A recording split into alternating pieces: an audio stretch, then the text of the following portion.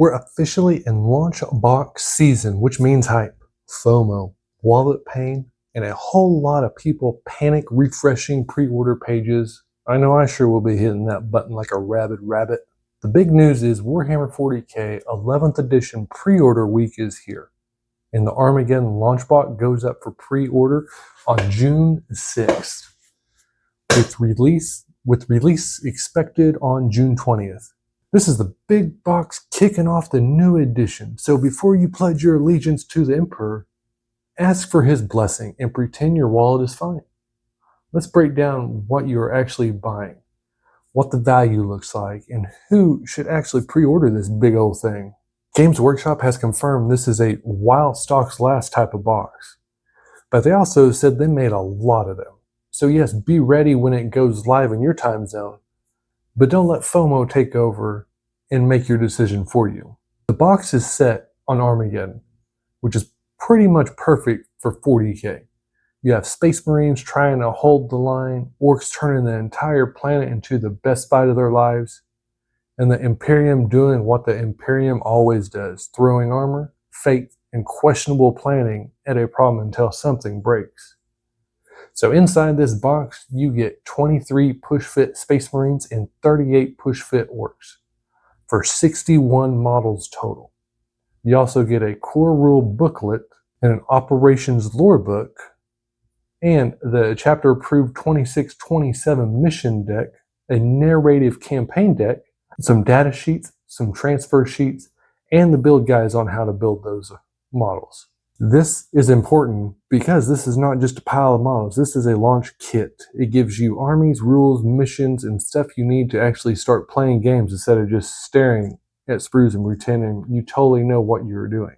On the Space Marine side, you get a captain with relic shield, librarian, a jump pack chaplain, an ancient, 10 intercessors, vanguard veterans, eradicators, heavy bolters, and a new land speeder. That is a solid spread for learning the game. You have characters, basic infantry, jump pack melee, heavy shooting, and a vehicle. So a new player is not just learning one tiny piece of 40k, you are learning movement, shooting, charging, character support, objective play, and how vehicles fit into your army. Now on the Ork side, the Orks give you a war boss, a big boss, banner knob, pain boy with group assistance, a weird boy, a war trek, and a big mech. This side teaches you a very different style of the game. You have bodies, board pressure, characters, support pieces, weird Ork nonsense, and vehicles that look like they are designed by someone who saw safety rules and immediately declared war on them.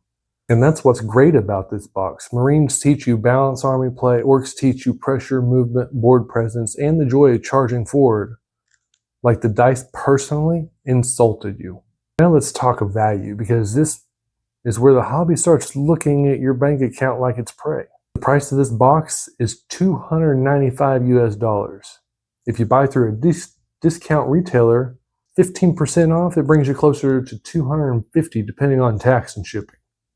The bigger value point is the separate purchase estimate. If you tried to buy the models, books, cards, and play material separately, the estimated retail value is well over $1,000. So at full retail, you're looking at roughly $700 plus in estimated savings. If you get it closer to $250 through a discount shop, that value gets even better for you. A good deal is only a good deal if it's actually want the stuff inside the box. If you hate Space Marines and Orks, saving money on 61 models you do not want is not a win. This is just a future shame pile in a big fancy box. The point estimate floating around is roughly 1,500 to 1,600 points total. So around 750 to 800 points on both sides. Treat that as an estimate until final points are fully locked in later on. Because points change, additions shift, and balance updates can change what is actually good on the table. For a beginner though, the exact points matter less than the role of the box. This is not a full 2,000 point army. It is a strong army core though. It gives you enough variety to learn the game, play smaller matches, split it with a friend, build toward a full army later. The extra rules and deck also matter. The core rule booklet helps you learn the edition without carrying a brick around. The mission deck gives you match play missions. The narrative deck is for casual narrative players, a way to learn the box and fill a campaign instead of just my guys stand here and your guys stand there and we roll those sexy baron of dice until someone starts blaming the dice on their life choices. So who should pre-order this launch box? If you're a new player and you like Space Marines or Orks, or the idea of having two forces to learn with, this is probably one of the strongest entry points into 11th edition.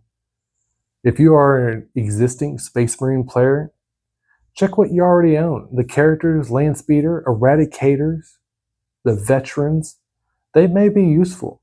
But if your shelf already looks like an Ultramarines recruiting station exploded, do some math and this box may not be worth it for you. And if you're an Ork player, this box looks very tempting. You get characters, boys, vehicles, and enough personality to make the army feel alive right away. If you are a collector, this is the kind of box that can hurt to skip. Launch boxes often have models people regret missing later, especially when the box is while stocks last. Buy it because you want this army core. Now, if you are a casual or narrative player, this is probably where the box shines. Armageddon is a strong setting. The two armies make sense together, and the campaign deck gives you a reason to make this feel like a weekend event instead of just another pre-cup game. And if you are splitting the box, that might be the best version. One player takes Marines, one player takes Orks, and suddenly the price feels a lot less painful for you. Still painful, just a little less. Now here's the part where we do not let FOMO take the wheel. Skip this box if you don't like Space Marines or Orks. Skip it if you want one specific unit, and skip it if your hobby shelf is already full of unopened boxes, silently judging you every time you walk past them. Also remember, these are push-fit models. This is great for new players because they're easy to build and get on the table. But some hobbyists prefer full kits with more weapon options and customization. These are pretty mono-pose models that we're getting in this box. And do not wait until pre-order time to make your plan. Check your local game store, check your favorite online retailer, know when pre-orders go live in your time zone. Do not be the person fighting the password reset while the Orks are leaving the building. My first pick is always this. If you have a good local game store, support them when you can. Those stores are where people learn the game, find opponents, ask real questions, join events, and accidentally buy dice when they don't need to because they looked too good under the store lighting.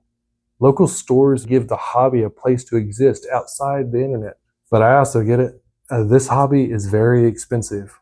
So if a discount retailer like Wargame Portal or another shop brings the box from around $2.95 closer to $2.50, that helps a bunch. The discount can go towards more paint, glue, and terrain, or more hobby stuff we absolutely do not need, but we're probably going to buy anyway.